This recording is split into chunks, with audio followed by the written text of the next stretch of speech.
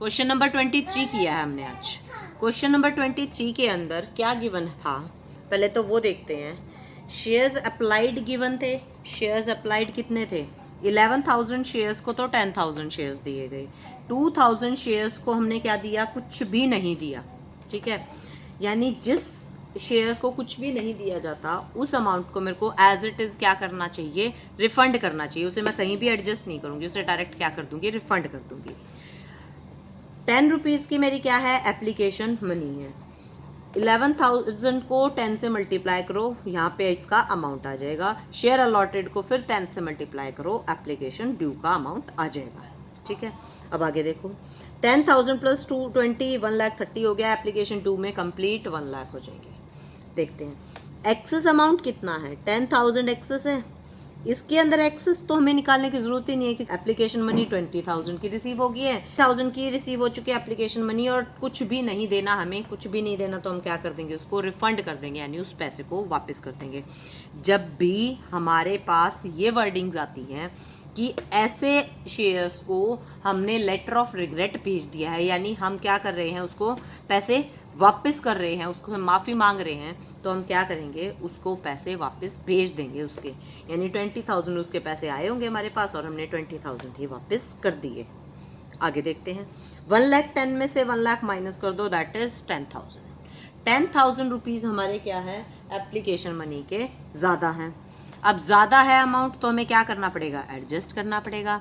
Adjust allotment पे करेंगे सबसे पहले हम।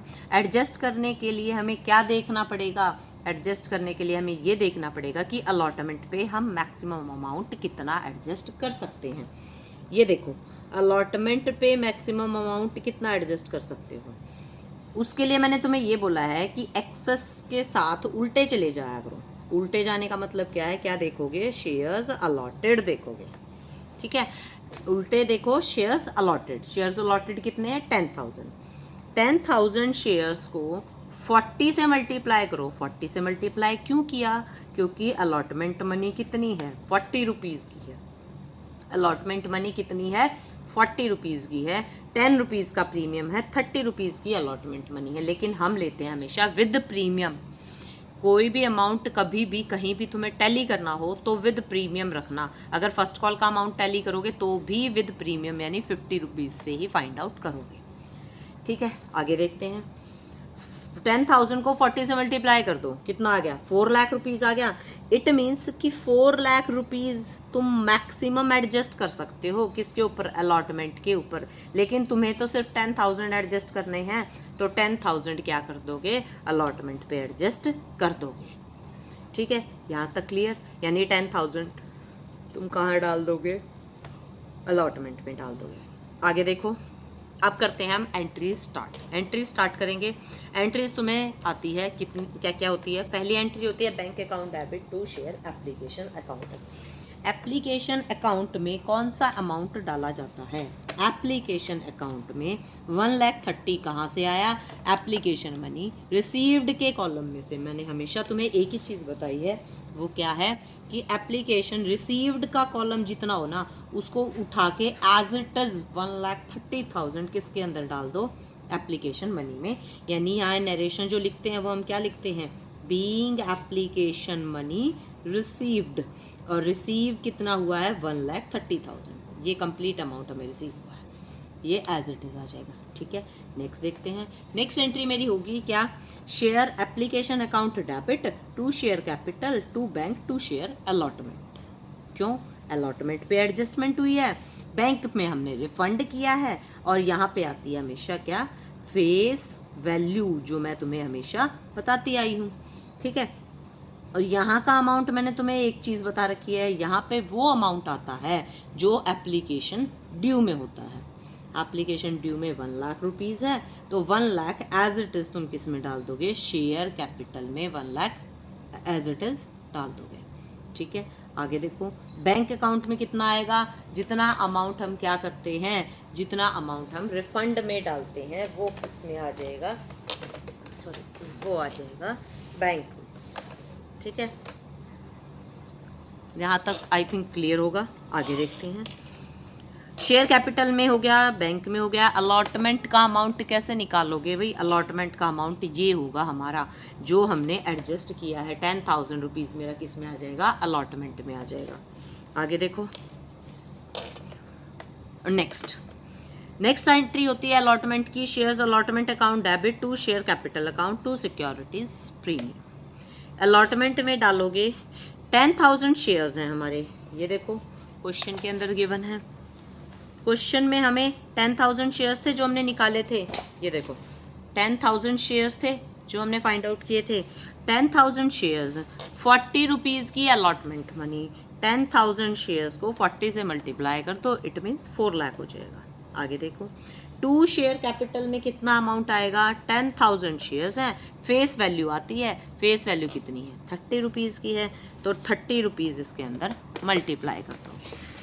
ठीक है, आगे देखते हैं।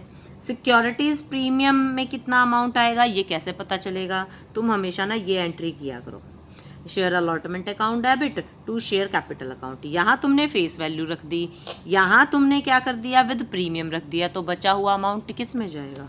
विद प्रीमियम, यानी प्रीमियम में जाएगा। प्रीमियम में कितना अमाउंट आएगा? 10,000 मल्टीप्लाई बाय 10। क्लियर? आगे देखें। नेक्स्ट एंट्री होती है हमारी क्या? अलॉटमेंट मनी रिसीव करने की। Bank account debit to share allotment account. कितना आएगा अलॉटमेंट अकाउंट में अमाउंट, कैसे पता चलेगा? ये देखो, टोटल हमें कितने रिसीव होने थे? 10,000 शेयर्स के according 40 rupees, that means 4 lakh receive होने चाहिए थे।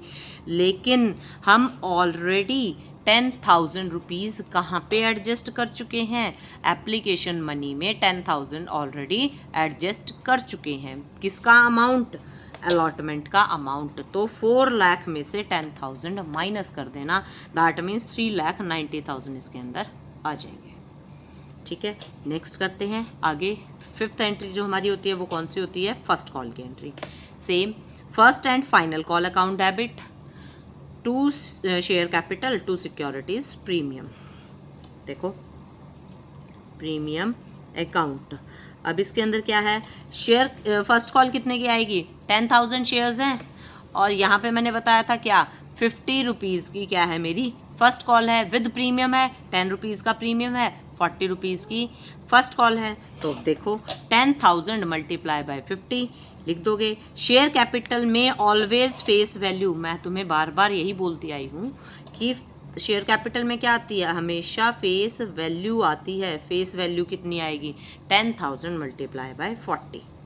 ठीक है, सिक्योरिटी प्रीमियम में बचा हुआ अमाउंट कहाँ आ जाएगा? सिक्योरिटी प्रीमियम में, क्योंकि जो फाइनल कॉल रिसीव हुई है वो 10 रुपीज़ विद प्रीमियम के रिसीव हुई है। आगे देखो, नेक्स्ट जो हमारी लास्ट एंट्री होगी वो क्या होगी? Bank account debit to final call. Final call में कितना अमाउंट आएगा? 10,000 शेयर्स हैं, 50 रुपीज़ का एक है, मीन्स जो डेबिट में होता है वही यहाँ पे आता है। दोनों का अमाउंट सेम होता है ना, इक्वल होता है। जो डेबिट में आता है वही क्रेडिट में आता है। यानी विद प्रीमियम हम क्या कर लेंगे? इसको रिसीव कर लेंगे। विद प्रीमियम रिसीव करेंगे तो कितना अमाउंट आ जाएगा? 5 लाख रुपीज़ आ जाएगा। ठीक है, कोई भी अगर इस क्वेश्चन के अंदर डाउट हो तो आप मेरे से पूछ सकते हो। ठीक है, ओके। ये था question number 23, question number 23 TS Grewal का